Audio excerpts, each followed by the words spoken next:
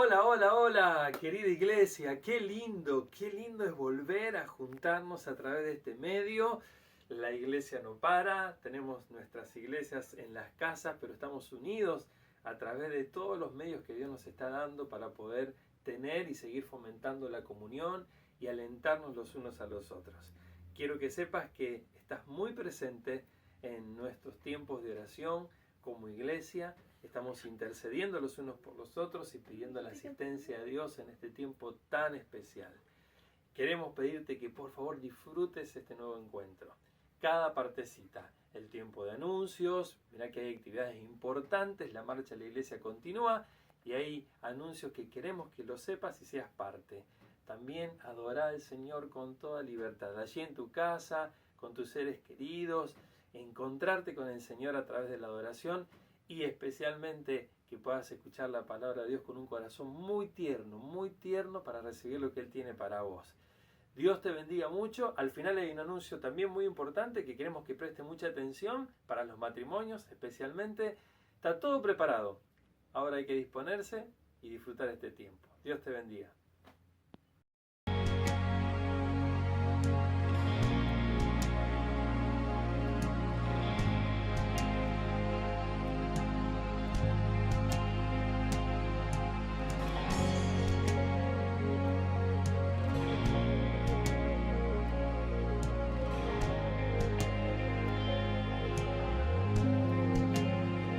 Por sus llagas sano soy, por su cruz soy libre soy, por su sangre limpio soy, la victoria Él nos dio. Las cadenas fueron rotas, Cristo todo lo venció.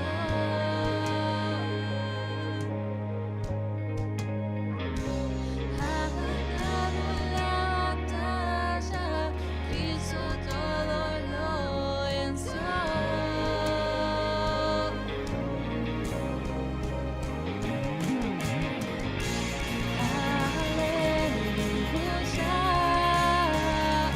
La victoria está en ti.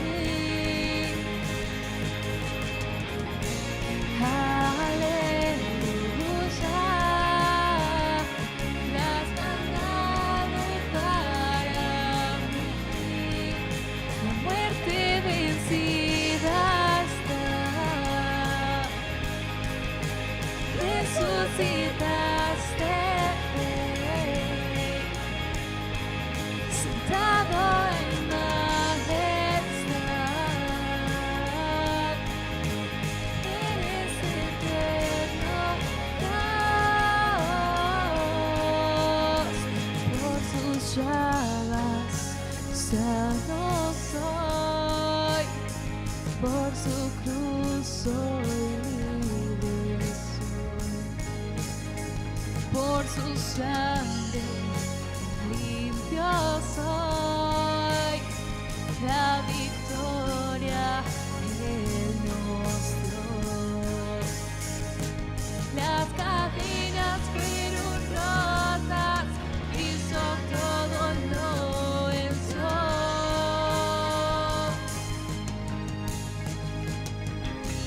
Ha ganado la batalla, Cristo todo lo venció.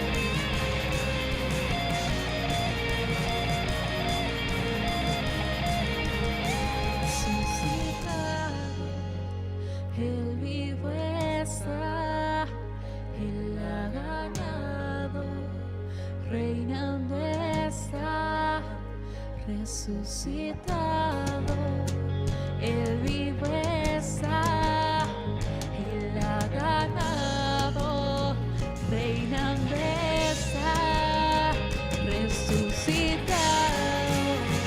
Él vive está, Él ha ganado, reinando está, resucitado, Él vive está, Él ha ganado, reinando está. Aleluya, la victoria está en ti. Aleluya, la has ganado para mí. Muerte vencida está. Resucitaste, Rey, sentado en majestad. Eres eterno Dios.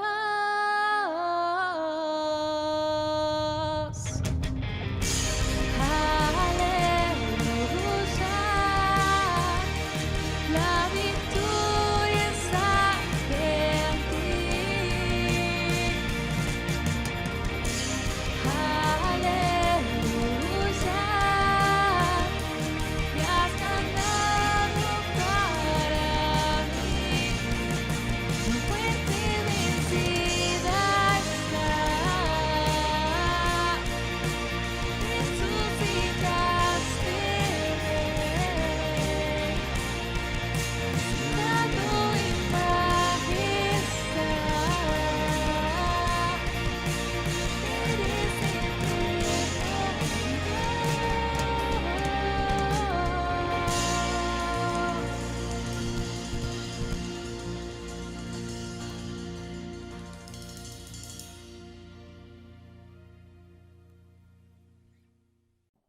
Hola, ¿qué tal, querida iglesia y amigos que nos sintonizan este domingo 19 de abril del 2020?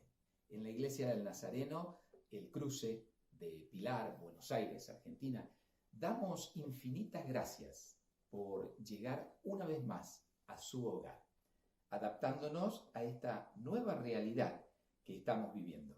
Porque déjeme decirle que esto no es una película de ciencia ficción, esto es real. No es algo que le pasa solamente a usted, ni a su familia, ni en su ciudad, en su barrio, ni en su país siquiera. Esto es mundial. Nos pasa a todos y nos afecta a todos. En el marco de esta pandemia que estamos viviendo, lo invito a que veamos por algunos minutos las actitudes de aquellos que estuvieron cerca de Jesús en el acontecimiento de la resurrección. Ese hecho que da fundamento central a nuestra fe y al nacimiento de la iglesia. Pienso que esta situación que estamos viviendo pone en evidencia quiénes somos de verdad. ¿Somos discípulos de Jesús? ¿De verdad seguimos al que vivió modelando para nosotros una nueva manera de vivir? Porque después de un acontecimiento como es la resurrección de Jesús, después de la resurrección, ¿qué? Vale esta pregunta. ¿Hay algo más? ¿Qué sigue después? Cuando leemos los pasajes que siguen la resurrección, encontramos a los discípulos de Jesús en actitudes que podríamos decir no son exactamente las que esperaríamos de discípulos de Cristo. Acompáñeme a Marcos 16:8. Allí encontramos que dice: y ellas fueron huyendo del sepulcro porque les había tomado temblor y espanto. Ni decían nada a nadie porque tenían miedo. Podríamos decir que estas mujeres no se esperaban nada más después de la muerte de Jesús. Por eso, ellas iban a encontrarse con el cuerpo de Jesús en la tumba para hacer los rituales acostumbrados con los muertos. Marcos continúa diciendo en el versículo 9, habiendo pues resucitado Jesús por la mañana, el primer día de la semana, apareció primeramente a María Magdalena, de quien había echado 7 demonios. Yendo ella, lo hizo saber a los que habían estado con él, a sus discípulos, que estaban tristes y llorando. Ellos, los discípulos, cuando oyeron que vivía y que había sido visto por ella, no lo creyeron. Aquí está una de las mujeres, María Magdalena, que ante la aparición de Jesús cree. Pero al contárselo a los discípulos, son ellos los que ahora no creen. No creen porque allí dice, están tristes y llorando. Llorando la muerte de aquel que siempre pensaron sería su libertador. Probablemente nunca se habían sacado de la cabeza aquella idea de que lo vendría a libertar de los poderes del imperio. Pero había muerto y no había nada más que hacer. Ahora estaban sumidos en la tristeza y en la decepción. En los versículos siguientes, Marcos hace un brevísimo resumen del pasaje que Lucas amplía, que llama Camino a Emaús. Allí Marcos, en los versículos, capítulo 16, versículos 12 y 13, dice, pero después apareció en otra forma a 2 de ellos, 2 de los discípulos, que iban de camino yendo al campo. Ellos fueron y lo hicieron saber a los otros, y ni aún a ellos creyeron. Marcos añade esto, ni aún a ellos, porque antes había sido mujer la que le había dicho que había resucitado. En el pasaje paralelo a este brevísimo resumen que hace Marcos, Lucas detalla esta aparición de Jesús a estos 2 discípulos. Y dicho sea de paso, pienso que era un matrimonio estos discípulos. Uno de ellos, Lucas lo nombra, se llama Cleofas, pero no da el nombre del otro. Pero, según Juan 19:25, en la crucifixión también estaba una tal María, mujer de Cleofas. Entonces, sería muy razonable pensar que en el camino de los 11 kilómetros que separaban Jerusalén a la aldea de Emaús, fuera este matrimonio el que estaba caminando hacia su casa. Triste, dice el pasaje, porque había muerto Jesús.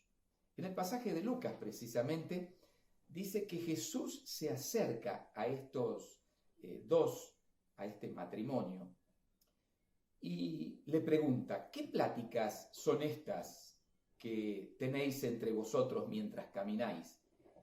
¿Y por qué estáis tristes? La Nueva Traducción Viviente traduce esto diciendo, con sus rostros cargados de tristeza. Todo el relato de Lucas, cuando lo leemos, nos hace pensar que estos discípulos iban como derrotados a su casa en la aldea de Emaús, porque para ellos todo había terminado. Incluso ellos le insistieron a Jesús, sin reconocerlo, que se quedara con ellos en su casa. Dice Lucas, mas ellos le obligaron a quedarse diciendo, quédate con nosotros, porque se hace tarde y el día ya ha declinado. Entró pues y se quedó con ellos. Aquí vemos el ambiente que había entre los discípulos, un ambiente bastante deprimente. Como decimos comúnmente, totalmente bajoneados. Y cuando alguno de ellos quería creer, se encontraba con otros que no. Casi que querían aferrarse al fin. No veían nada más, no podían verlo, no hacían ningún esfuerzo. En su evangelio, Juan dice que Pedro les dijo a un grupo de los discípulos, 6 de ellos para ser exacto.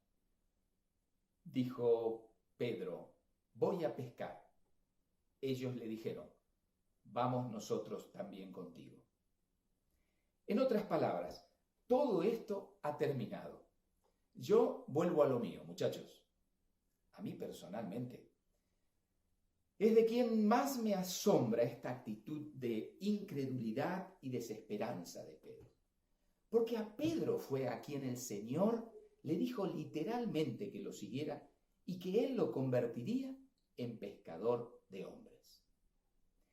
Él sabía que con la muerte de Jesús no terminaba todo, pero sin embargo parece que Pedro no lo entendió así. En Marcos 16:14 dice, finalmente se apareció a los 11 mismos, o sea, a los discípulos, estando ellos sentados a la mesa, y les reprochó su incredulidad y dureza de corazón, porque no habían creído a los que le habían visto resucitado. Jesús estaba entendiendo y mirando toda esta situación. Por eso llega y precisamente les reprocha esta actitud. Los 11 discípulos estaban en casa, sentados a la mesa. Da la impresión que esta era como una sobremesa de una aventura que no tuvo el final que ellos habían esperado. Todo había terminado y ellos habían vuelto a su normalidad. Por eso que Jesús les apareció y les reprochó su incredulidad y su terquedad. Es como decir, no puedo creer esto. Ustedes caminaron conmigo, estuvieron conmigo 3 años. Recorrimos aldeas, ciudades, me vieron hablar con la gente, sanar a los enfermos, alimentar a los hambrientos. Escucharon mis enseñanzas bien particulares a ustedes. Les hablé una y otra vez acerca de mi muerte y mi resurrección. ¿Y ahora qué? Ustedes están tristes, lloran mi muerte, no creen que haya resucitado, no creen que haya algo más y se van a encerrar a sus casas y cada uno vuelve a lo suyo. ¡No! ¡No! Y es por eso que Jesús, entonces, en el versículo 15 del capítulo 16 de Marco, les dice, id por todo el mundo y predicad el evangelio a toda criatura. Desde la perspectiva de los discípulos, este era el final. Desde la perspectiva de Jesús, este era un nuevo comienzo. Los discípulos pensaban en ellos y solamente en ellos. Esperaban un libertador de los poderes del Imperio Romano. Un libertador político, transitorio, que con el paso del tiempo se acababa. Jesús, en cambio, pensaba en la salvación de toda la humanidad. Un libertador total, eterno, uno que da vida plena aquí y vida eterna. Por eso les dijo, vayan por todo el mundo y anuncien las buenas nuevas a toda criatura. En otras palabras, esto no ha terminado. Ustedes continúan la misión que yo comencé. Estamos viviendo un tiempo muy particular. Como decía al inicio, esto no es ciencia ficción, es real. Nos pasa a todos y nos afecta a todos. Nos tomó por sorpresa, totalmente por sorpresa. De un momento a otro tuvimos que quedarnos en casa todo el día, todos los días hasta nuevo aviso. Y algunos, como mi esposa y yo, nos quedamos en otro país, porque ya no pudimos regresar al nuestro. A estas alturas de la cuarentena empiezan a aflorar problemas de toda índole. Claro, estar 24 horas todos juntos, en espacios reducidos, a menudo saca lo peor de nosotros. Pero es ahí donde debemos continuar con la misión de Jesús. No es necesario salir de nuestro lugar y hacer misiones en otro lado o pensar en lo que haremos si salimos de esta. O lo que es peor, hacer pactos con Dios, pidiéndole que nos saque de esta y le ofrecemos el oro y el moro. Recuerdo cuando los discípulos Pedro y Juan fueron encarcelados y puestos en libertad bajo amenazas, ellos oraron diciendo: y ahora, Señor, mira sus amenazas y concede a tus siervos que con todo denuedo hablen tu palabra. Los discípulos no pidieron sacar las circunstancias que lo apremiaban. Los discípulos pidieron valentía, coraje, poder para hacer la misión que tenían por delante. Obviamente que todos queremos que no mueran más personas, que el virus no continúe avanzando y que pronto se desarrolle la vacuna para el COVID-19. Pero mientras necesitamos adaptarnos a esta nueva normalidad que se está instalando. Vivir en una situación diferente a la acostumbrada hasta ahora. Cambiar es la característica de la vida. La resistencia al cambio nos lleva a la muerte. Por lo tanto, ¿qué tal si en lugar de pedir que esto termine para volver a la normalidad de nuestra alocada, agitada y egoísta vida, nos proponemos practicar el amor, la misericordia, el perdón y la gracia, unos con otros? Ahí, sí, donde estamos, en el lugar donde estamos. ¿Qué tal si reordenamos las prioridades en nuestra vida para comenzar a compartir con otros de manera intencionada lo que Dios nos provee? Consumir menos, administrar mejor lo que tenemos y compartir con el que está más necesitado que nosotros. ¿Qué tal si en lugar de pensar en alcanzar a los que están fuera de nuestro entorno usando la tecnología, la dejamos un poquito de lado y comenzamos a generar vínculos más profundos en las relaciones entre los que convivimos en este espacio, en este momento? A escucharnos más, a dedicarnos a escuchar, a entender, a comprender al otro, a empezar a interesarnos en la vida de nuestro prójimo con el que convivimos y que no conocemos posiblemente.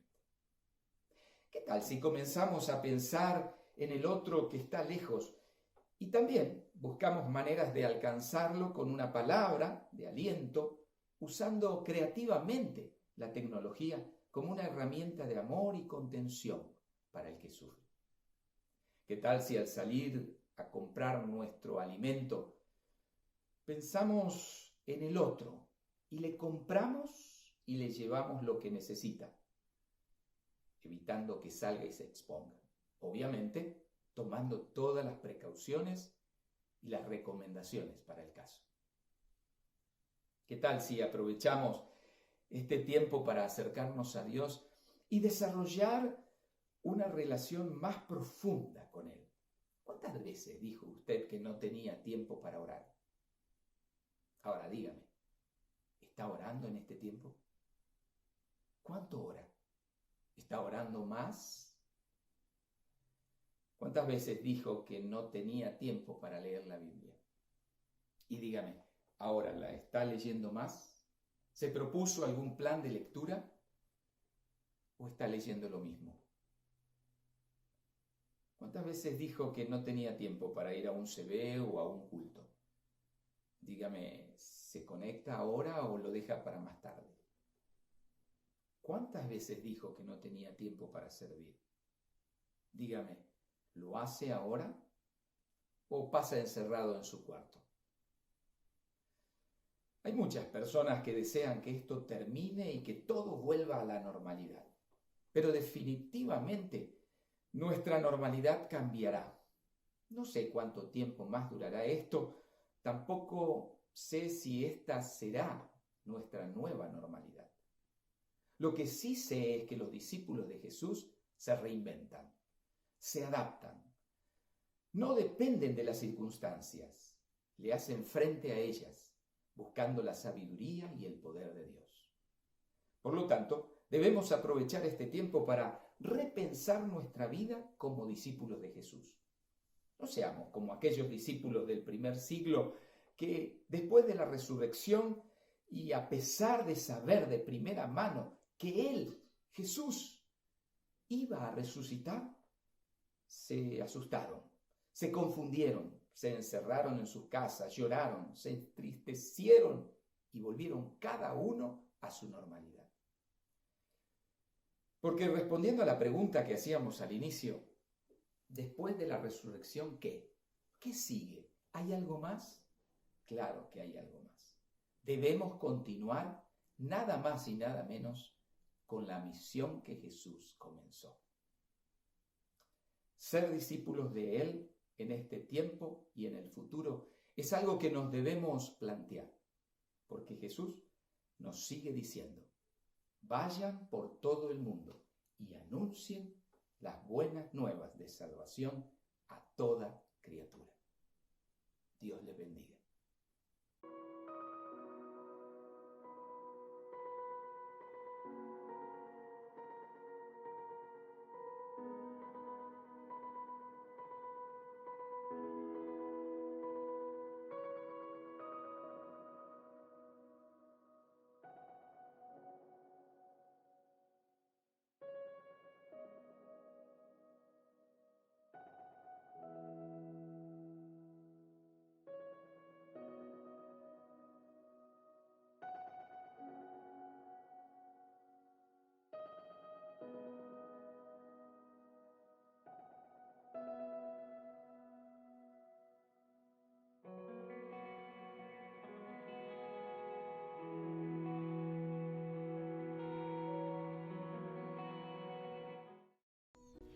Hola, ¿qué tal?